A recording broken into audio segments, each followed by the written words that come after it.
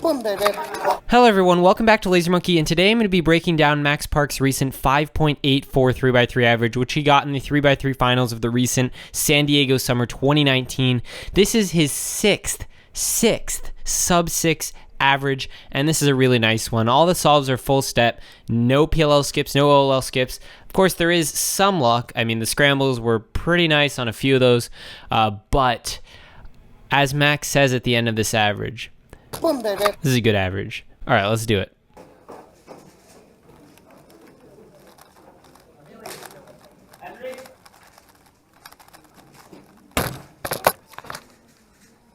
So first solve, he's got these cross pieces here, these two.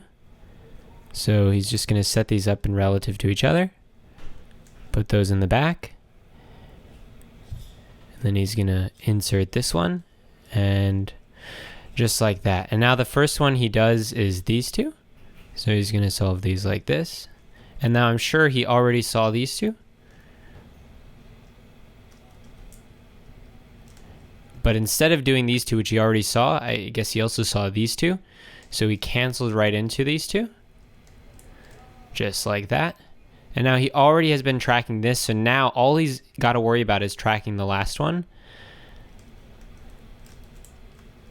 And since he couldn't find the last one, since he had already seen that one earlier, this is an interesting thing. Sometimes when you're tracking pieces and you can just solve them, it's better to not solve them because earlier, like if you can find something and then do that instead and still track those pieces, you'll be able to save time on pauses, which is what Max Park is doing here, and he's very good at it.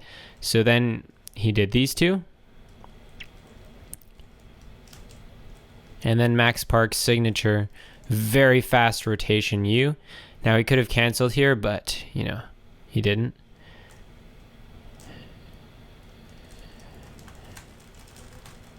And Y perm. Not the easiest last layer, but not bad either. Let's get into the next solve.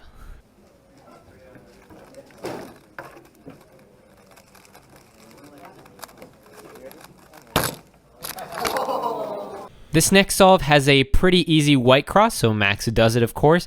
You've got these three. These are all a D2 away, and then this one will be an L prime.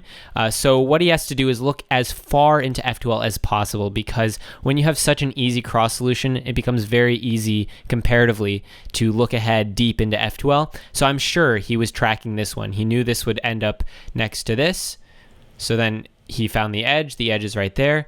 Then he saw these two, and probably these two, but those are a little bit harder to keep track of. But what he does first is he goes for these two right into the back here. So he solves these like this super nicely. And now this starts to get a little bit crazy. So here he kind of sets up for a little keyhole. So he solves this one like this, probably because he wanted to get, this is the fastest way to do this, and it also brings out this edge, right? So then this edge is going to be here, and now Max knows where every single piece he's solving is, so he can do some nice calculation in his head, also known as extreme intuition, and maybe some luck, and just figure out exactly what to do here. So he does it like this. And, you know, why do these when you can do more keyhole, right?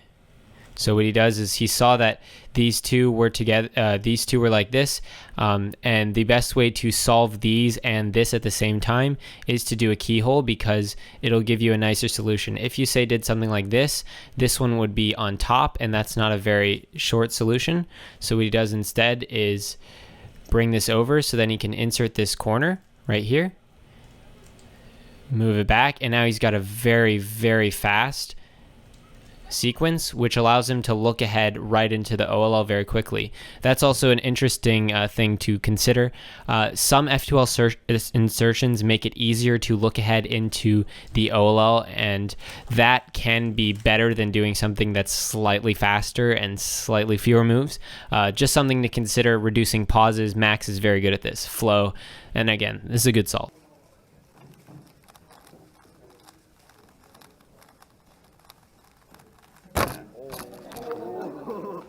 On the third solve, Max did a yellow cross. As you can see, the cross pieces are all nicely set up here, so he just solves them a pretty normal way. So bringing these two over like this, and then all with R and D moves, solving this one, and then solving that one. And then he probably looked ahead to this one, and also keep in mind that this is here. We'll see if that becomes useful or not, but these two, just do those right away. Doing a rotation, and he's going to want to work his way around, because otherwise he's going to, if he solved like this one right away, which he probably could, he'd have two diagonals, and solving two diagonal ones is often a lot less efficient, but also a lot harder to see. It's a lot harder to look ahead when you have to look on opposite sides of the puzzle. So Max just goes ahead and does these two. And now this is a pretty interesting point, because it looks like there are two easy F2L pairs that will be formed, but how exactly to solve them, it's not totally clear. And I think Max chooses a pretty reasonable way to solve these. So first he inserts the back one, and then he's going to try and solve these two.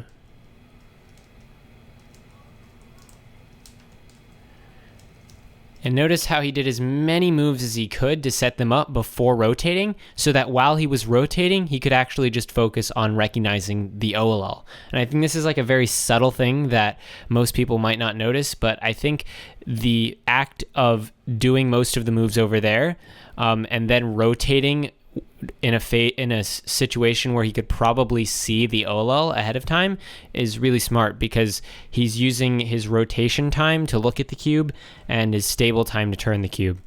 Very, very nice by Max Park, and just a nice OLL PLL.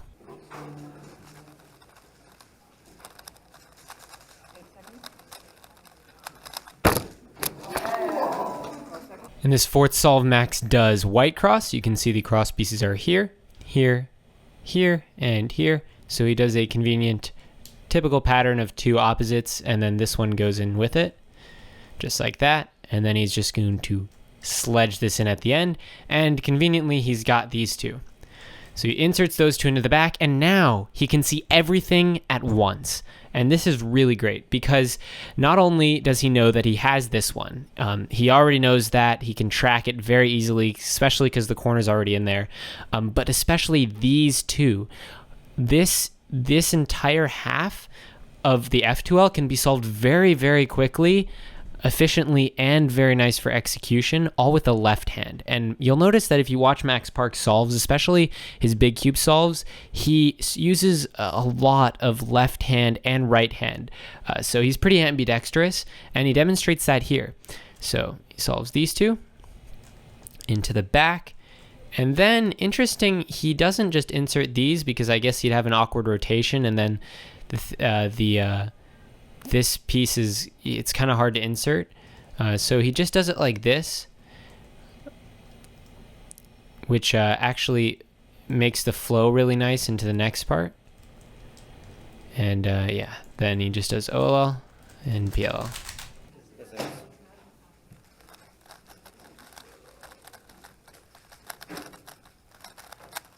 Boom, baby.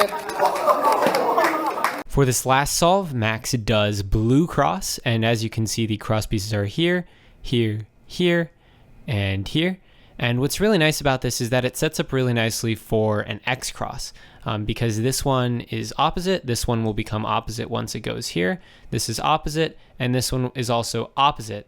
And this block here will match up with these, and then you can see the edge is over here. So what he did is he did these, and then because he knows that this is coming over here, what he does is he inserts that edge right away, so that when he brings the D2 over to solve the cross, it also solves this first F2L. Now he's left with a slightly unfortunate situation where the F2L solved is in the front, but I'm sure he also looked ahead and saw this stuff, and he thinks he's just good here, which I tend to agree, because look at that. This pair is already set up very nicely.